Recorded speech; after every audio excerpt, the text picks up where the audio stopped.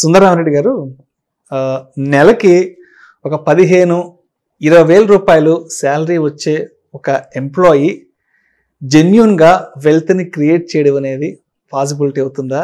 మీరు కూడా జెన్యున్గా చెప్పాలి దీనికి సమాధానం. డెఫినెట్గా అండి. సో ఇక్కడ లా ఆఫ్ అట్రాక్షన్ అంటారు. లా ఆఫ్ అట్రాక్షన్ అంటే నువ్వు నిజంగా మనస వాచ కర్మన ఒక దాన్ని ఇష్టపడితే ప్రకృతి దీన్ని సొంతం చేస్తుంది బై డిఫాల్ట్. దాన్ని మనం లా ఆఫ్ అట్రాక్షన్ అంటారు. ఓకే, సో నిజంగా శాలరీ ఎంప్లాయీస్ రిచ్ అవటం అనేది చాలా టఫ్. అది ఎందుకంటే హైదరాబాద్ సినారే చూసుకుందామండి. డబుల్ బెడ్రూమ్ ఈజీగా 10,000 ఉంటుంది రెంట్. 10-12,000 ఈజీగా ఉంటుంది. So 50% goes to the rental. తర్వాత యుటిలిటీ పే చేసుకోవాలి మీరు, like net bill, telephone bill, water bill, current, kids ఉంటే స్కూల్, ఇవన్నీ వేసిన తర్వాత అక్కడ మిగలడానికి మిగిలింది అనుకోండి, అది కూడా స్మాల్ ప్లెజర్స్ ఉంటాయి కదా, సినిమాకి వెళ్ళటం, ఒక వీకెండ్ కట్ వెళ్ళటం, సో అక్కడ నిజంగా salary employees wealth long term లో క్రియేట్ చేస్తారా అంటే నన్ను అడిగితే సర్వైవ్ అవటమే చాలా టఫ్, ఛాలెంజింగ్. సిటీస్ లో సస్టైన్ కావడం సర్వైవ్ కావడం కష్టం, రైట్? అందుకని ట్రెడిషనల్ మోడల్స్ లో ఇలా ఫస్ట్ ఎక్స్పెండిచర్ పెట్టుకుంటూ పోయి మిగిలితే ఇన్వెస్ట్ చేద్దాము అనుకుంటే మాత్రం మీరు ఎప్పుడు రీచ్ అవ్వలేరు, ఎప్పటికి మీరు అవ్వలేరు. ఓకే, ఒక ఎంప్లాయ్ ఎప్పటికి అవ్వలేడు, అది గ్యారంటీ. కానీ 1930లోనే ఒక బుక్ రాశారు. 1930లోనే జార్జ్ అని చెప్పేసి వెరీ ఫేమస్ ఇన్వెస్టర్ అనమాట. ఆయన the richest man in Babylon అని చెప్పేసి ఒక బుక్ లో క్లియర్ గా చెప్పాడు రిచ్ అవ్వాలంటే ఏం చేయాలి అనేది. అక్కడ ఆ బుక్ ప్రకారం ఏంటంటే పే యువర్ సెల్ఫ్ ఫస్ట్. నువ్వు రిచ్ నిజంగా అవ్వాలనుకున్నావా? నిజంగా అంటే ఇక్కడ ఏంటంటే హోల్ హార్టెడ్ గా నువ్వు అనొచ్చు, ఎవరైనా రిచ్ కావాలని ఎవరికి ఉండదని అనొచ్చు, బట్ అది చూపించండి, యాక్షన్ లో చూపించండి, నోట్లు అంటం కాదు, మనస వాచ కర్మ అని చెప్పండి. నిజంగా రిచ్ అవుదాం అనుకుంటున్నారా? ఎప్పటికల్లా అవుదాం అనుకుంటున్నారు? క్లారిటీ ఉందే? ఓకే, సపోజ్ నేను రిచ్ అవుదాం అనుకుంటున్నాను, నిజంగా అనుకుంటున్నాను, స్ట్రాంగ్ గా అనుకుంటున్నాను, అయితే కనీసం ఎంతవరకు నువ్వు మనీ సేవ్ చేయగలుగుతారు? అన్ని ఖర్చులు బాగా నువ్వు సేవ్ చేయలేవు. ముందు శాలరీ రాంగ్ ని ఫస్ట్ ఈ మంది పక్కన పెట్టాలి, దాన్ని పే యువర్ సెల్ఫ్ ఫస్ట్ అంటాం. సపోజ్ 1,000, 20,000 వస్తుంది, 1,000 లేదా 2,000 ఇలా పక్కన పెట్టారనుకోండి. ఫస్ట్ రాగానే మీరు దాంట్లో అంటే మ్యూచువల్ ఫండ్స్ కావచ్చు, లేదా దగ్గరలో ఉన్న చిట్స్ అండ్ ఫైనాన్స్ ఉంటాయి కదా, అది కావచ్చు, మీకు ఏది కంఫర్ట్గా ఉంటే అది. ఇయర్లీ యావరేజ్ మీద 15-20% వచ్చి ఎక్కడైనా సరే మీ ఇష్టం, అది మీకున్న నాలెడ్జ్ని పెట్టేసి, లేదా ఏదైనా ఎక్స్పర్ట్స్ అడిగినా వాళ్ళు అడ్వైజ్ చేయగలుగుతారు. ఇవాళ రేపట్లో మీరు నోరు తీసి అడగాలే కానీ ఏదో ఒక ఎక్స్పర్ట్స్ 2-3 అడిగితే ఒకరిని హెల్ప్ చేస్తారు. మీరు మ్యూచువల్ ఫండ్స్ తీసుకోండి ఫర్ ఎగ్జాంపుల్, దాంట్లో పెట్టారనుకోండి, ఇప్పుడు small cap mutual funds, large cap చాలా రకాలుగా ఉంటాయి. దాంట్లో ఏ మ్యూచువల్ ఫండ్స్ లో అయితే ఒక 15-25% మధ్య వస్తుందో మీకు అది బాగా అర్థమవుతుందో అలాంటి మ్యూచువల్ ఫండ్ లో ఎవ్రీ మంత్ ఫస్ట్ సాలరీ రాగానే 1,000 దీనికి ఎస్ఐపి, ఫస్ట్ 1,000 ఎస్ఐపి, మిగతా డబ్బులతోనే బ్యాలెన్స్ చేసుకోండి లైఫ్ ని. మిగతా లైఫ్ కావాలంటే డబుల్ డ్యూటీ చేయండి, లేదు అంటే ఇద్దరు వైఫ్ అండ్ హస్బెండ్స్ ఇద్దరు జాబ్కి వెళ్ళండి, ఒకరి శాలరీని షిఫ్ట్ చేసుకుంటూ పోతున్నారు అనుకోండి, ఈ అమౌంట్ కాంపౌండ్ అవుతా పద్దు ఓవర్ పీరియడ్ ఆఫ్ టైంలో. ఒక 20 years తర్వాత డెఫినెట్ గా ఈ మనీ వాళ్ళ కిడ్ కొటేషన్ చేస్తారు. అందుకని pay yourself first concept ప్రకారం మీరు ఫస్ట్ ఫ్యూచర్ కోసం దాచండి, మిగతా డబ్బును మాత్రమే ఎక్స్పెండిచర్ వాడండి. మీరు ఎలా ఎక్స్పెండ్ చేస్తారని మీ ప్లానింగ్, అది ఓవరాల్ ప్లానింగ్. ఆ పద్ధతి ప్రకారం అయితే మీరు ఖచ్చితంగా రిచ్నెస్ అవుతారు. అండ్ వరల్డ్ లో ప్రూవ్ చేశారు. మీరు కనుక రిలయన్స్ గ్రోత్ ఫండ్ కనుక చూస్తే 100 రూపీస్, అదే 10 రూపీస్ ఉన్న ఎన్ఏవి 1000 రూపీస్కి వెళ్ళిందండి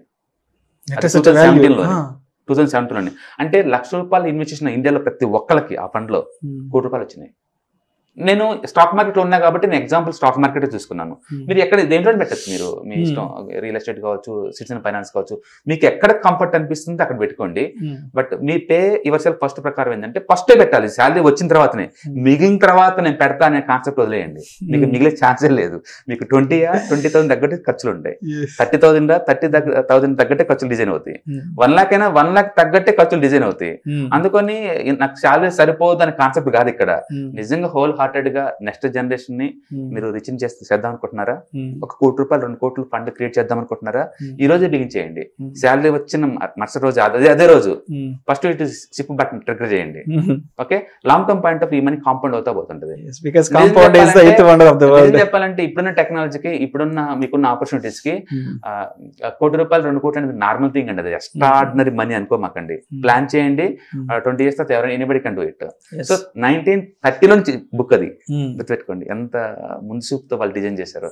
అందుకని ఏంటంటే rich dad poor dad books చదివితే మీకు ఐడియా, ఇలాంటి బుక్స్ చదివితే మీకు ఫైనాన్షియల్ ఐడియా వస్తుంది. మనం ఎంతప్పటికీ స్టాక్ మార్కెట్ లో అది కొనండి ఇది కొనండి ఇండికేటర్ పనిచేస్తుంది ఇండికేటర్ పడుతుంది ఇలాంటిది కాదు. ఇలాంటి కామన్ సెన్స్ బుక్స్ ఉన్న చదివే కొద్ది ఏంటంటే మైండ్ మెచ్యూరిటీ లెవెల్ అవుతుంది, నీకు ఐడియా జనరేట్ అవుతుంది. Anybody can be rich. ఇక్కడ ఎవరు వచ్చి నీ జీవితాన్ని లిఫ్ట్ చేయరు, ఎవరు వచ్చి నీకు వాళ్ళు అడ్వైజ్ చేయరు, నీ అంతటా నువ్వు ఇనిషియేటివ్ తీసుకోవాల్సిన విషయం ఇది.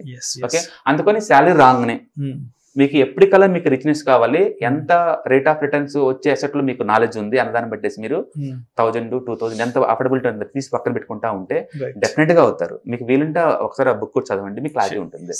The richest man in the Babylon George Wright. It's good book. So 1930లో రిలీజ్ అయిన బుక్ అది, but still it's relevant current generation కూడా. అందుకని సాలరీ ఎంప్లాయీసే కాదండి, even daily wager also can be rich. I can give the guarantee. But pay yourself first. కొంత డబ్బు తీసి పక్కన పెట్టండి, డబ్బులు సాలరీ రాగానే. అంతేగాని ఖర్చులు అన్ని అయిపోయిన తర్వాత అంటే అది అయ్యే కాన్సెప్టే కాదు. చిన్న జీవితాలు చిన్న ఖర్చులు, పెద్ద జీవితాలు పెద్ద ఖర్చులు, అందరికీ అంతే ఉంటుంది. అందుకని హానెస్ట్ గా నిజంగా ఎవరికైనా రిచ్ అవుదామని అంటే గనక ఆ ఫైనాన్షియల్ ప్లాన్ కనుక ఉంటే గనక మీకు పేమెంట్ వచ్చిన రోజే, శాలరీ వచ్చిన రోజే వెంటనే ఇన్వెస్ట్మెంట్స్ ఫైనాన్స్ కావచ్చు, లేదా మీకు ఏదైతే మేనేజ్ చేయగలుగుతారో, లేదా వేరే వాళ్ళు ఎవరైనా అడ్వైజర్ తీసుకున్నా సరే మీరు అవ్వచ్చు. నెక్స్ట్ జనరేషన్ ని రిచ్ చేసే టాలెంట్ అంత మైండ్ మీకు ఉంది ఆల్రెడీ, ఎఫర్ట్నెస్ మీ దగ్గర ఉంది, మీకు ఆపర్చునిటీ ఉంది. తక్కువ శాలరీ అనేది ఒక ఎక్స్క్యూజ్ మాత్రమే నాకు తెలిసి. ఓకే, డబుల్ బెడ్రూమ్ బదులు సింగిల్ బెడ్రూమ్ లో ఉండండి, సింగిల్ బెడ్రూమ్ బదులు సింగిల్ రూమ్ లో ఉండండి, సింగిల్ రూమ్ బదులు అవుట్స్కట్స్ లో ఉండండి.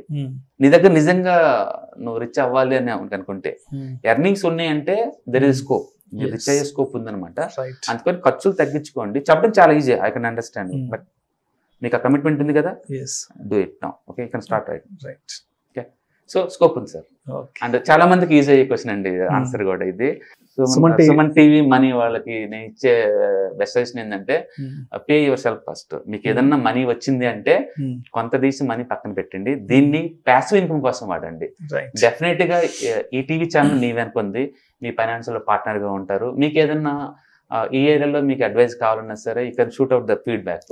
మేము చేస్తే దాని మీద ప్రోగ్రామ్ చేస్తాం, మీకు హెల్ప్ చేయడానికి మేము రెడీగా ఉన్నామండి. ఇందులో కమర్షియల్ ఇంట్రెస్ట్ అంటూ ఏం లేదు. మిమ్మల్ని మంచి హోదాలో సొసైటీలో చూడాలనేది మా తరపు నుంచి, మా టీవీ ఛానల్ నుంచి మా కోరిక. Thank you so much Sundara Rao Reddy గారు. స్టాక్ మార్కెట్స్కి సంబంధించిన అనేక రకాల కొత్త విషయాల గురించి తెలియజేస్తారు. అదేవిధంగా వెల్త్ క్రియేషన్కి సంబంధించి కూడా చాలా మంచి టాపిక్స్ ఇవో మాకు అందించారు. Thank you sir, thank you so much. ప్రేక్షకులకి ఏమైనా సందేహాలు ఉంటే స్టాక్ మార్కెట్స్కి సంబంధించి, ఇన్వెస్ట్మెంట్స్కి సంబంధించి, అండ్ మీ క్వశ్చన్స్ని